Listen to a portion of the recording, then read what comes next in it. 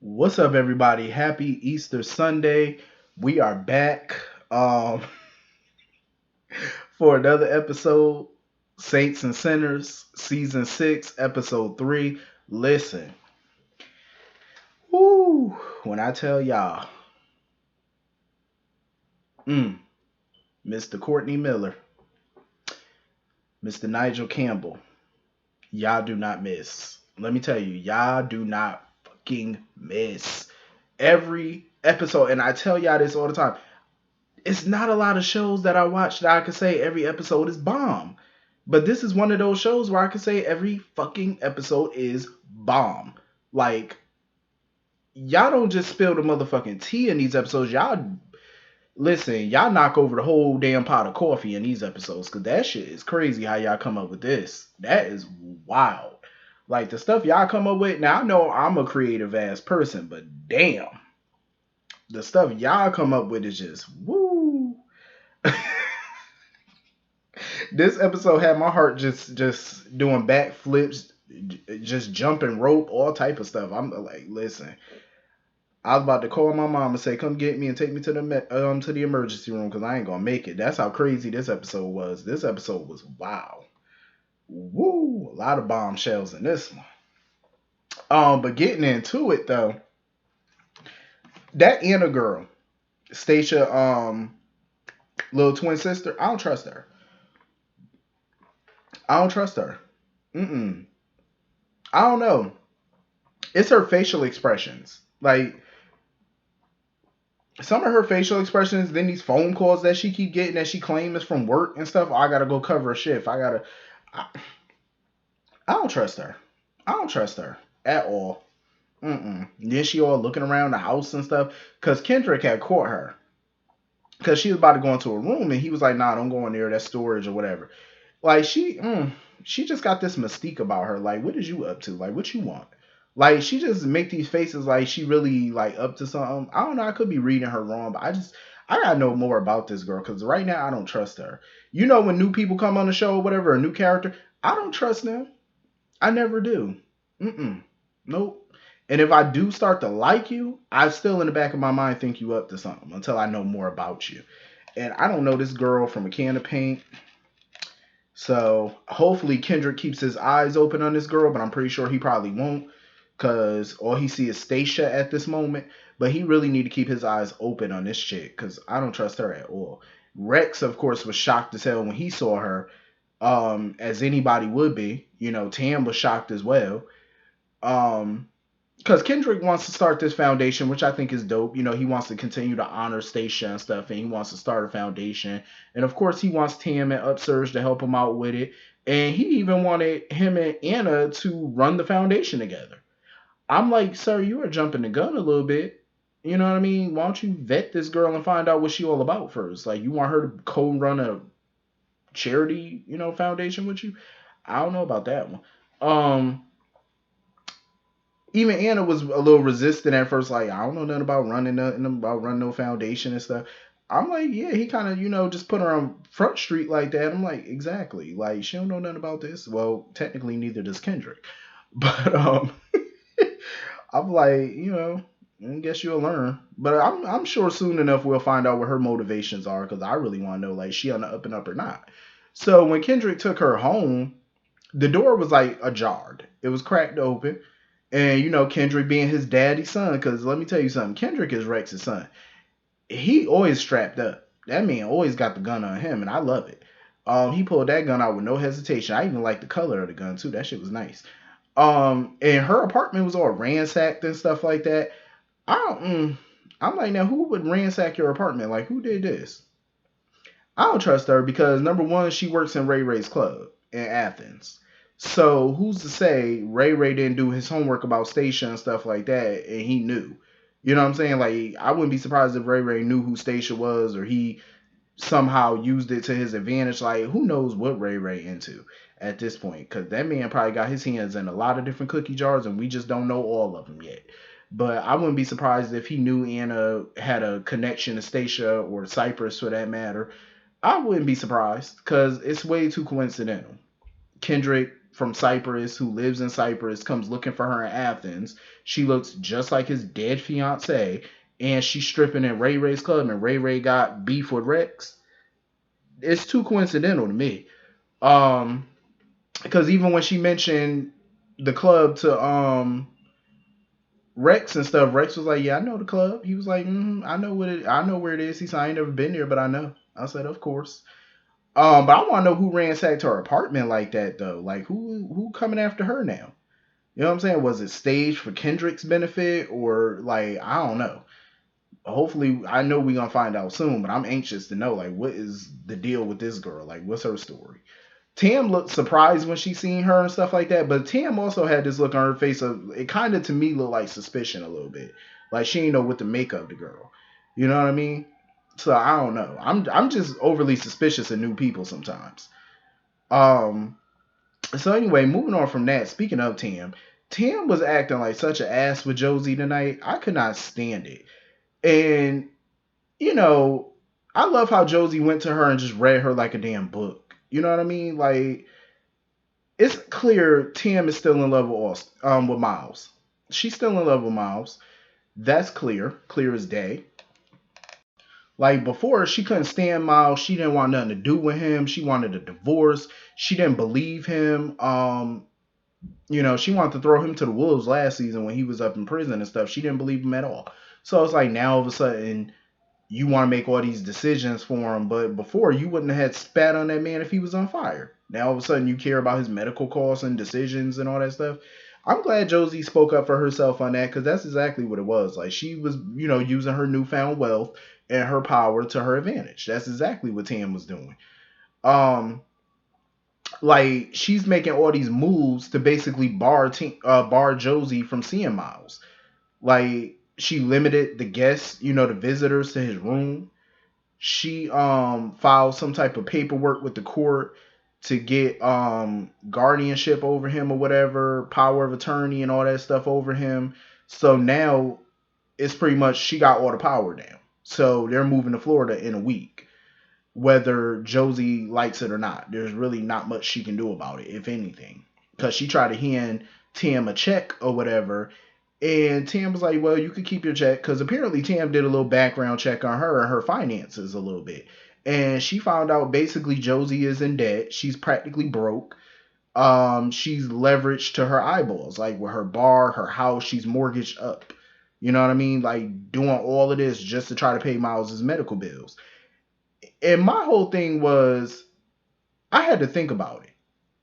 I feel like Tam is wrong because her and Miles are divorced and Josie and Miles are a couple now. So I felt like she was messed up in everything she was doing. Plus, they used to be friends. You know what I mean? So it's even messier. But I also had to side eye Josie a little bit because I'm like, when I found out that she basically is mortgaged up, she's leveraged up, I was like, hold up. You mean to tell me you're going broke all over some community debt? I'm just saying because Miles cheated on Tim countless times throughout their marriage. So my thing is, if he's willing to cheat multiple times on her while they were married and stuff like that, if he wasn't in a coma, what would you think that he would do with you at some point? You didn't think he would cheat on you at one point or another, some point in y'all relationship? Because if he did it to her, he's bound to do it to you at some point. Maybe not today, not tomorrow, not next year, but at some point he's bound to do it. And I'm like, you're really losing all your money, your savings, everything all over that. I'm like, Josie, do better. Just say it. I understand she love him or whatever. She, want to be with the man, but I'm like, damn, I wouldn't be going broke over it. I'm just saying. I got to eat and live too. And when she was at that hospital, that doctor was all trying to put her hands on her, talking about, you can't go in, Josie. Josie looked at her like, if you don't get your damn hands up off me, she was about to mollywop that doctor. And I wouldn't have blamed her. Like, you back your hands up off me. Thank you. Don't touch the outfit. And then she had the nerve to have security come escort Josie out of the hospital. Now, what pissed me off was, as the guard was taking Josie out of the hospital, she dropped her purse on the ground. And she just struggling with the guard, and he escorted her out. And I'm like, pause. So, Josie, you're not just going to tell the man to stop so you can get your bag? Like, we're just leaving valuables on the floor now? Like, I know you ain't got that much money, but you still got a little coin up in there.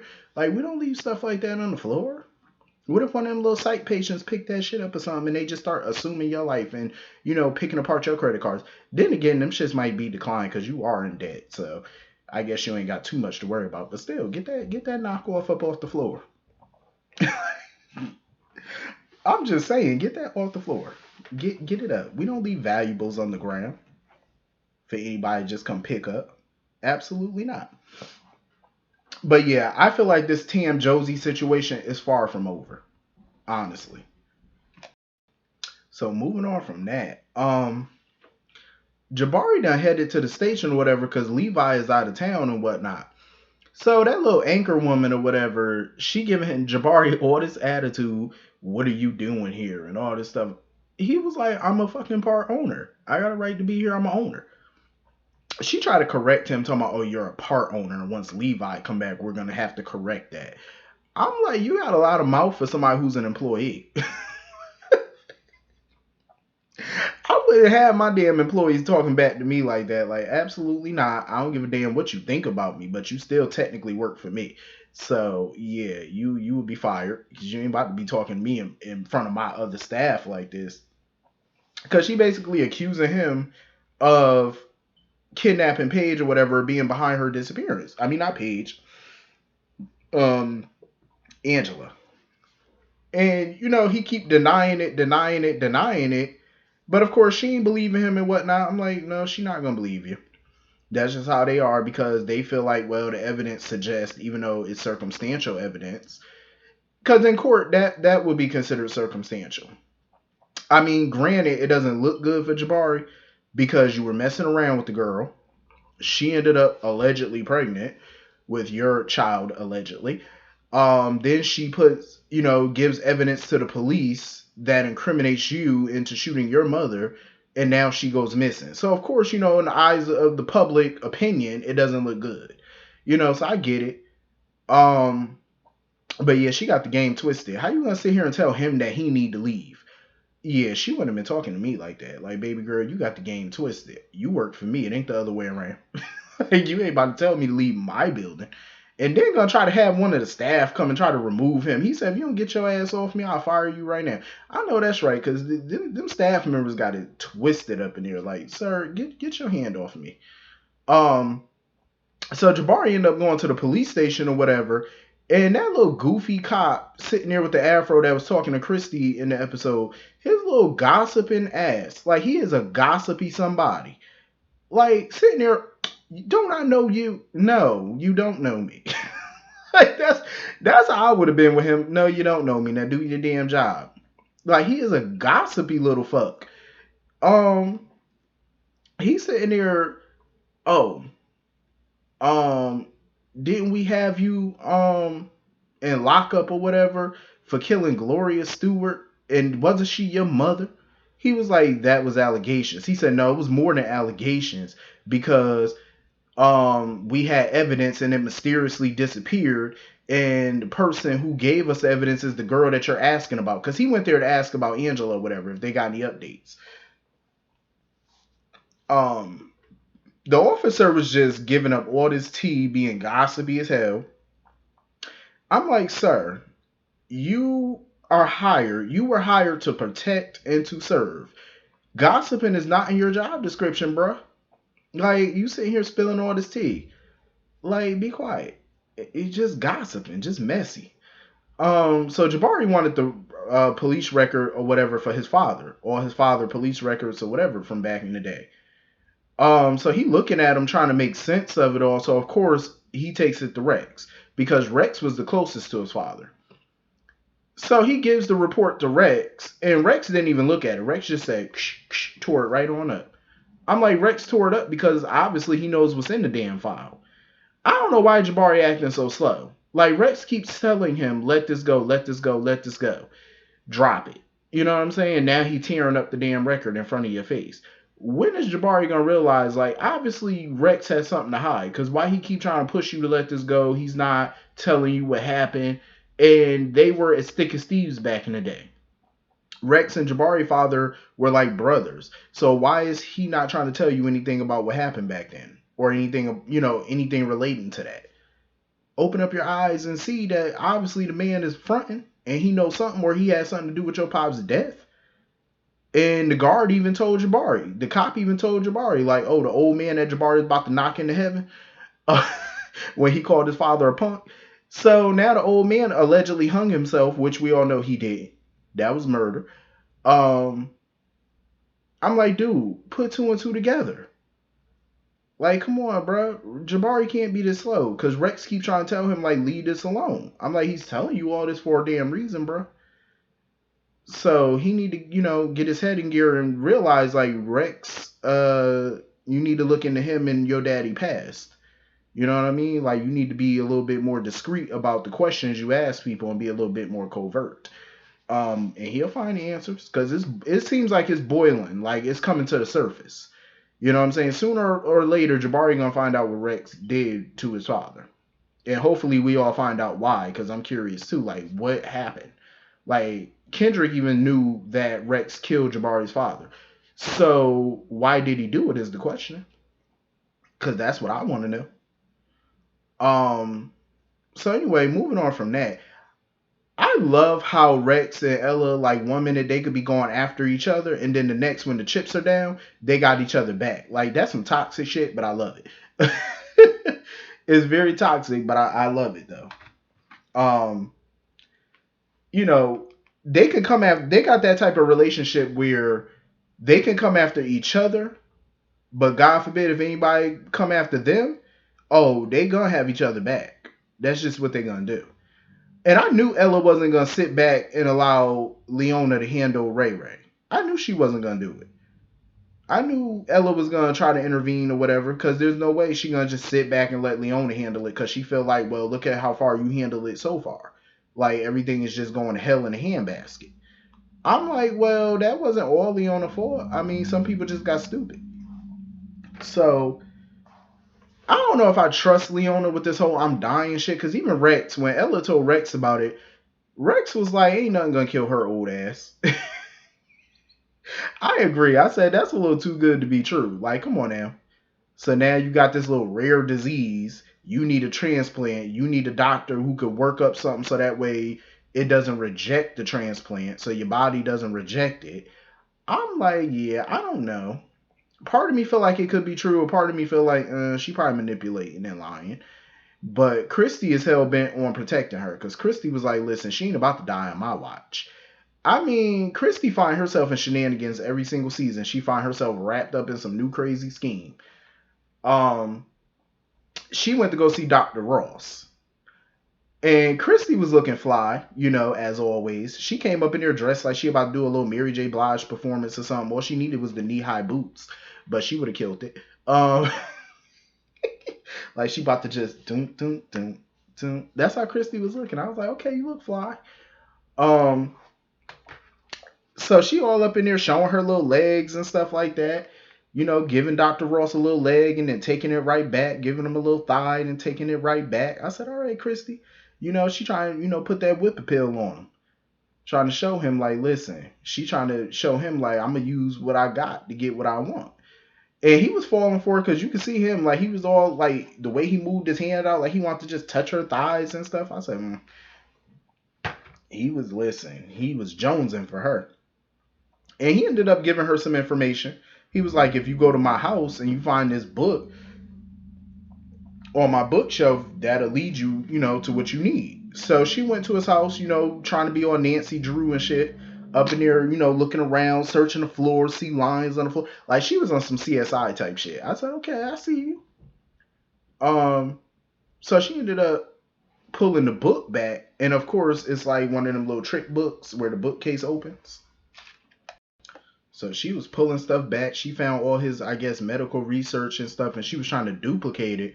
But of course, Christy ran into some roadblocks, so she had to go back to Dr. Ross and his little freaky self. So she's sitting there asking him about his medical research and stuff, and this man sitting here, oh, if this glass wasn't in between us, like just talking all provocative. Talking about something, oh, what are you wearing? So you a little kinky and horny then. I said, okay. Being in jail would do that to you, I guess. He even knew the kind of jacket she had on. So I'm like, oh, okay, so you freaky, you're horny, and you fashionable? All right. And he pretty much trying to tell her that he will help her and give her all the answers that she need about his research to help Leona if she get him out. I'm like, now hold up. She ain't got no magic wand. How the hell she supposed to get your ass up out of here? My thing is, come up with a better deal. If I was Christy, I'd be like, listen, the best I could do for you is give you one conjugal visit. I'll be like, that's the best I can do for you, bro. I can't do nothing else for you. I will give you one conjugal. You get about 5 minutes up in there, and you gonna give me what I need after that. I'll be like, shit, that's the best I can do for you, bro. I can't do nothing else for you, brother. That's the best I could do. Let you get your little thing, your little rocks off, and you give me what I want, and we go about our day, and we call it a day, and we go our separate ways from there, because I ain't about to do it. So, Ella she called Christy and was like, get your stuff out of that lab, get everything out of there, any incriminating stuff, get it the hell up out of there now. Because she was planning on setting Ray Ray up. She wanted to go there to make it seem like she wanted to talk to him, to try to, keep him quiet, neutralize him, so that way Christy and them don't get involved. Their name don't come up in the investigation or whatever. But really, she just wanted Rex to, kill him and frame him. They were gonna make this whole organ thing, look like it was all him, and kill him, so that way it's an open and shut case, which is a smart idea. But when Leona heard about it from Christy, when she heard that, Ella wanted her out of the lab and stuff like that, and she seemed like she was up to something. That's when Leona figured, she was like, nope, I got to shut this down. Because sure enough, Ray Ray showed up, and then, Rex and his goons showed up. And, Ray Ray wasn't having it. He told Ella, he was like, yeah, you making a big mistake. So, of course, Leona pop up. And Ella and Rex were pissed when Leona popped up because they were ready to kill him. And Leona trying to stop them and stuff, Rex was not in the mood. He was like, listen, don't think I won't shoot your old ass, so get on off the way, because I will put a bullet in you. I don't really want to, but I will shoot you. Now move. And Leona was like, you're not going to shoot me, and you're not going to shoot Raymond. Rex was like, so when his ass become Raymond all of a sudden? This heifer had the nerve to say he ain't just, he's our son. I'm looking like, wait a minute. Let me get this straight. Because we knew back in the day, we found out back in the day that Rex was not only messing around with Ella, but he was fucking around with Leona too. So I'm like, you mean to tell me he got a child by Ella and a child by Leona? I can't wait to see Kendrick's reaction to this, because I know good and damn well Kendrick and Chrissy are tired. I know definitely Kendrick. I know they tired of these new siblings popping up. Like, they are sick of it. And I'm like, wait a minute. Now, how this gonna work out? Like, I don't see Rex and Ray Ray calling a truce anytime soon. So, Leona got some explaining to do. When did she get pregnant by him? Where was Daniel Bird? And where was Ella? Because none of them knew she was pregnant. Like, what's the timeline on this? I'm trying to figure it out. Like, this was a bombshell. I'm like, wait. I didn't see that shit coming. Ray Ray being Rex's son, Rex and Leona. I didn't see that coming. I really want to know what y'all be thinking up in that writer's room when y'all be coming up with this stuff. I was like, what y'all be thinking? I love it. I do, because it's creative as hell and it's good. But I be wondering, like, how do y'all get these ideas to be like, you know what? Let's give Rex and Leona a child. I want to know what the conversations be like up in that writer's room. And I want in on that writer's room, because this be some good shit. I am so loving this season. I am so mad this is the final season, though. I'm like, Bounce TV, we need more seasons, bruh. I'm not ready for this show to be... Oh, I'm not ready. I need more seasons ASAP because this show is too damn good to just let go. Um, but yeah, this was an amazing, amazing episode. Hit the comments, let me know what y'all thought, and I will see y'all all later. Have a great night. Peace.